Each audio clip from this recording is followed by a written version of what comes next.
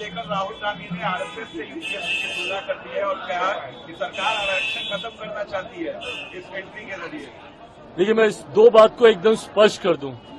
अगर किसी भी एक विषय को उदाहरण के तौर पर दिखाकर अगर सरकार की नीयत में सवाल उठाया जाएगा तो आज की तारीख में सरकार का अंग होने के नाते मैं इस बात को स्पष्ट कर दूं, हेड ऑफ द गवर्नमेंट मेरे प्रधानमंत्री हैं और प्रधानमंत्री जी की सोच कतई आरक्षण विरोधी नहीं हो सकती।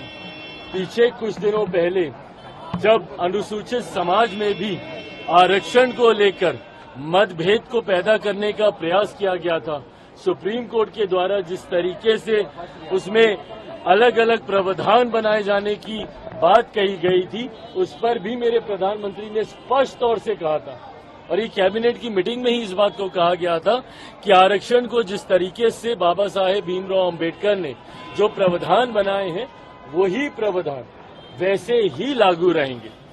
आज जिसका आप जिक्र कर रहे हैं, दूसरी बात ये, पहली बात तो सरकार की सोच पूरी तरीके से आरक्षण के समर्थन में है, प्रधानमंत्री जी की सोच आरक्षण के समर्थन में है। दूसरी बात, मैं और मेरी पार्टी कतई सहमत नहीं है। आज जिस तरीके से कुछ पदों के नियुक्तियों के लिए डायरेक्ट बहाली के लिए सीधा वहां से डिमांड्स मांगी गई है जिसमें आरक्षण का ध्यान नहीं रखा गया है, इस बात के मेरी पार्टी भी पूरी तरीके से खिलाफ है। सरकार का अंग होने के नाते सरकार के उचित प्लेटफॉर्म पे इस कंसर्न को मेरी पार्टी की तरफ से हम लोगों ने भी दर्ज कराया है। आने वाले दिनों में भी इसके ऊपर मजबूत आवाज हम लोगों की तरफ से उठाई जाएगी। कोई भी सरकारी पद की नियुक्ति अगर निकलती है तो उसमें आरक्षण के प्रावधानों का ध्यान रखा जाना जरूरी है।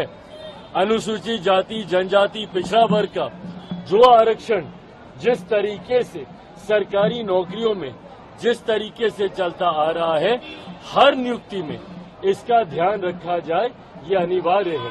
और अगर ऐसा नहीं रखा जाता है, जो कि आज हम लोग को भी देखने को मिला है, इसके लिए सरकार उचित कार्रवाई जरूर करेगी।